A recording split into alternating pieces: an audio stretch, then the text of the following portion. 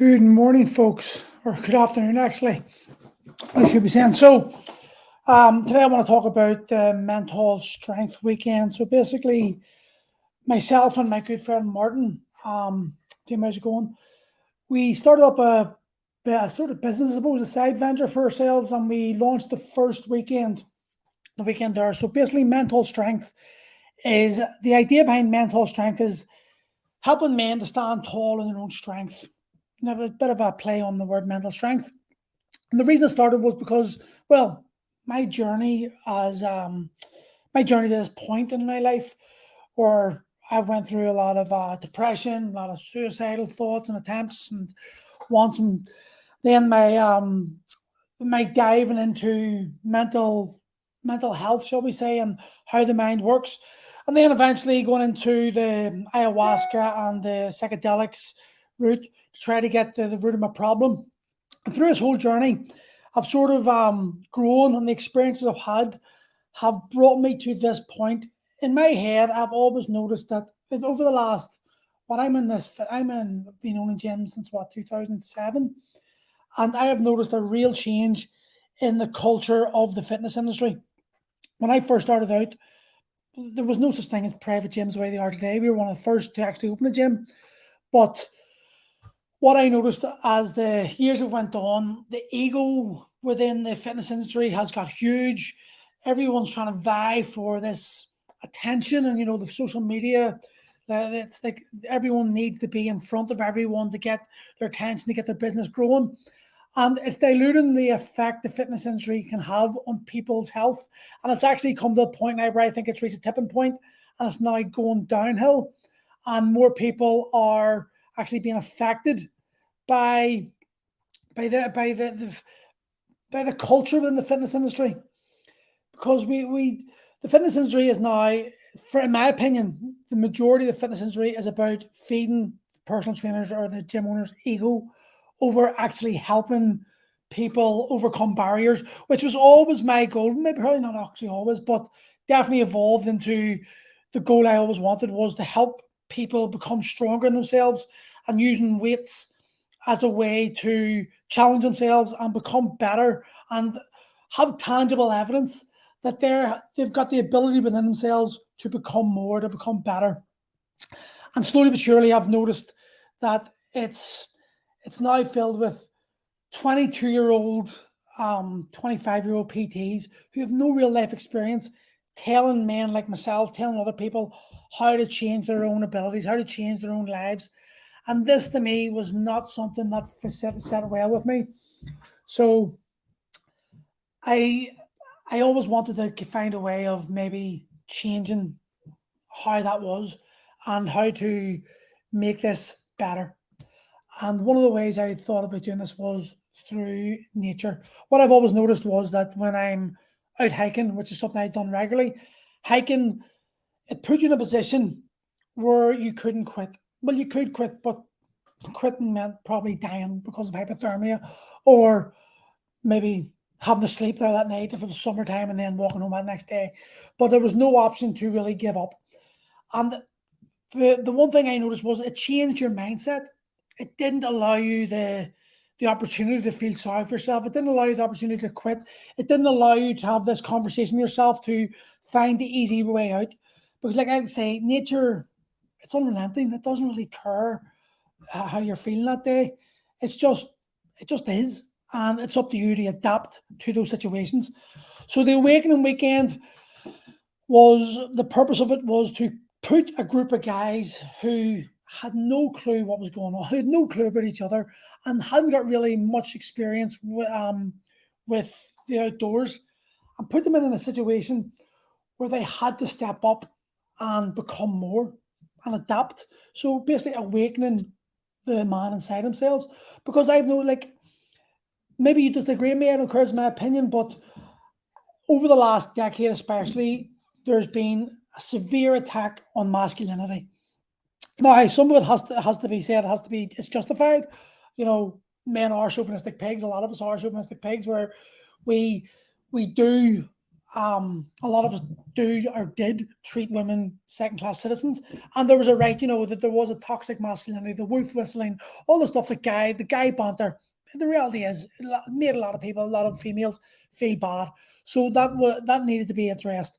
But the attack on masculinity itself and making men feel that they couldn't be men anymore, it's having an effect on men's mental health, and it's having an effect on men's identity, and it's like there's almost a feminization of of men, and you can see it in society today, and you can see it's prevalent in society as each generation goes on further and further. Men are becoming more and more masculine. Now, like I said, on one or more and more feminine, sorry, and on one side that is actually good because if you understand like the culture and the history of society, the feminine, the woman was revered, and the more men can get in tune and get in contact with their own feminine side, the more masculine they'll become, the more of a man they'll become. But with social media and all this crap, it's being diluted and it's being twisted to suit a narrative. And what I've noticed is men are feeling guilty. So we decided that it'd be a great opportunity to get men into the wild and just be allowed to act the way men do. And listen, you all men, inside of us all, we're all wee toy soldiers, we're all wee boy soldiers. We all love to run about the mud and pretend to be soldiers and build huts and build tents because it was something, especially my generation, it's something we grew up with. We grew up with buying ourselves toy guns, playing armies, playing cops and robbers, building tents, building dens, climbing trees, and doing all this shit that was fun as a boy. And somewhere along the line, that was lost. And then we slipped into these roles of as men, as fathers, as providers, and working all day, and we lost the ability to have time for ourselves and to actually just do something that we enjoyed, especially if you're a parent. So the weekend was designed to put us in a position where we were allowed to be men, and we had to dig down deep and discover our own abilities, our own weaknesses. And this is something that the weekend provided. I genuinely cannot express just how good that weekend went. Every one of the lads was literally saying one of the best weekends they've ever had in their lives. It was just a group of 8 guys who just learned how to, and this thing, it wasn't just camping, it was bushcraft and survival skills. And this is only level one, there's like 3 levels. But level one, we camped, we hiked 10 kilometers or 9 kilometers, something like that, with we were carrying 30 kilos on our back. Like for someone in the army, that's nothing. But for the average Joe Bloggs, that's a real challenge and effort. So you were hiking over the mountains. You had to help each other get to the point. Some people were tired. You had to take the load of other people and carry it for a while to give them rest and work as a team. Then we had to set up camp. And before we set up camp, we had to dig a hole to build to get a fire going. Then we had to get the wood, and the wood meant carrying logs that were like weighing our own body weight for over a kilometer by ourselves or as a team. And then we had to chop that wood into logs, and then we had to split those logs into smaller logs, then to split those smaller logs into kindling. And there was a process that we had to go along. And in order for this process to work, we had to work as a team. And that working as a team meant we had to step up, and we were pushed to come out of our comfort zone and become part of a team. So a coherent unit that forced us to give up on our own wants and needs and not put ourselves at the sole focus, which is what we are guilty of in society today. We're very much, even though like the social media have you believe everyone's caring and about everyone, we're not. We're selfish bastards. Society's being created that way. And being removed from society and pushed into nature, it made you realize how weak you actually are. And your ego doesn't exist there because your ego will get you killed. If you think you're going to be this guy walking in nature and you're going to defeat nature on your own, you're in for a rude awakening. It's never going to happen. And the awakening weekend helped this group of 8 guys have a leader, Martin. We listened to him. He educated us. He showed us bushcraft skills and survival skills, how to build a proper fire, how to cook food. That genuinely, ask any of the guys. The food we had was just out of this world. We had chicken, pork, and fennel baguettes. We had beef goulash. We had pork and chicken, like sort of vegetable stew. We had four roast chickens, all cooked in an underground oven. The skills we learned: how to build huts, how to build tents, how to build shelters, all the bushcraft skills you could ever need. And what we started to talk about on the weekend was, as we started to bond, and we really did bond. I was lucky in the sense that I got this group together, so I knew each one of them from different areas of my life, but the rest of the guys didn't know each other. And that's one of the things they said was so good about that weekend, that the fact that they were thrown into this environment where they didn't know anyone and they were forced to step up and be this guy that they wanted to become. And everyone had their own unique skill. You could see everyone's unique skill coming in. Sean was unbelievable cutting the wood. Connor, he was unbelievable at sawing the wood. He just kept going. You had Stephen, who just got up every morning. He would get the fire going, he'd start the fire going, he would have logs prepared. And this was the whole thing. There was no time for depression. There was no time for feeling sorry for yourself. There was just hard ass work. And we came away from it with an appreciation of the life we live today. Like when you have a cup of coffee, you fill the kettle from this running tap, you plug the kettle in, electricity boils it, and then you pour it. Out there is completely different.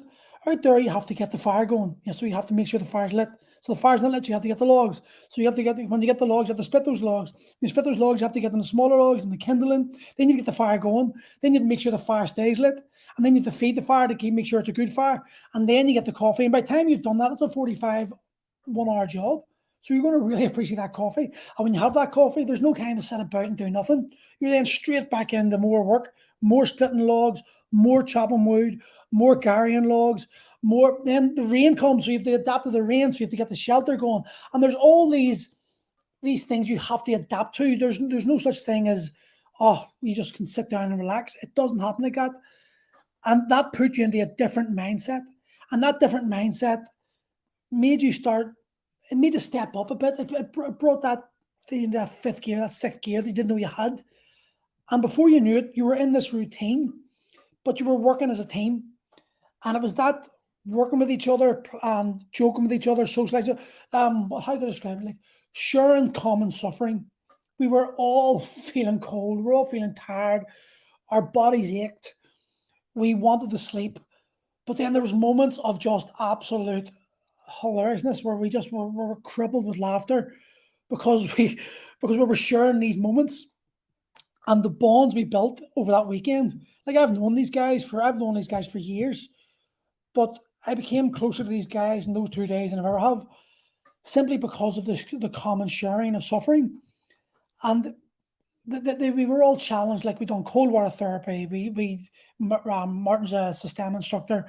We done this energy punch and stuff that pushed you to step up into pain and accept pain, because pain is life. The reality is we're all going to experience pain. We all try to avoid pain, but we don't understand. We seem to forget that pain is part of life and nature doesn't care.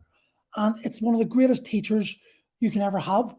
But one of the common things that I've noticed is like nature, like when I done the ayahuasca and I went down to the retreats, it wasn't just the ayahuasca. The ayahuasca was a tool, in my opinion, but it wasn't what made the ayahuasca weekend so brilliant. It was the sharing of pain, the sharing of suffering, coming together with other people who were having similar problems or similar suffering and sharing those problems. And you created a bond, the way humanity is meant to exist.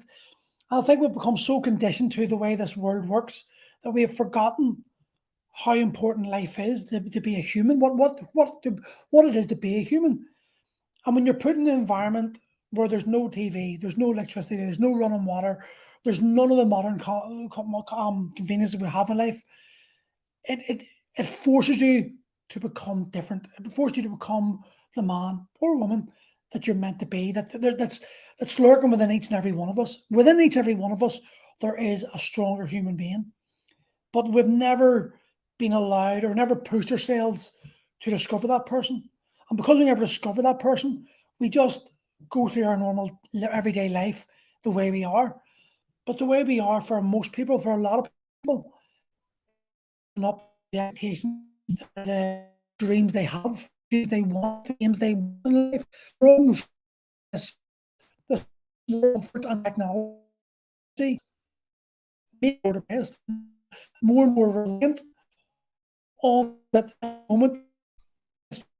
You know, of the other side of the world, and ensures most of the world is going to go into prehistoric time living. And the question you've got to ask yourself is, do you have the mental resolve? Do you have the strength of character and the knowledge and experience to survive in those environments? Because we were all talking about this yesterday. We were like, by Sunday, we were just dog tired. Every one of us were on the group WhatsApp, and all of us were just saying how fucking tired we were. It wasn't like we had DOMs. It was a deeper tiredness. It was just your body, you were physically, mentally, emotionally, spiritually exhausted from just 2 days of hard work. And none of us, and in fact, a lot of guys are regular trainers in gyms, very, very fit guys. In fact, let me see, Teal, James. There's three guys that train in the gym with me. There's another guy who runs marathons for fun, and there's another guy who runs gyms as well, a good friend of mine. And all of us were absolutely exhausted. But then there was Martin, who does this thing regularly, isn't the biggest guy, isn't full of muscles, was able to cope with this so much more because his mental resilience and his ability to conserve energy was at a such higher level. And it made me realize that a lot of the things we do in gyms is not designed for modern day living. It's designed for ego. It's designed to make you feel better about yourself. It's designed to give you a video to put up on Facebook and get recognition for your hard work. But it's not actually improving you that much as a human being. And it was only when we went into that environment where there was no social media, where there was no, well, I was posting social media to get the business going, but the guys weren't. The guys switched their phones off. The guys just immersed themselves in the moment. And it was that break from the stress of life that made them feel so good about themselves.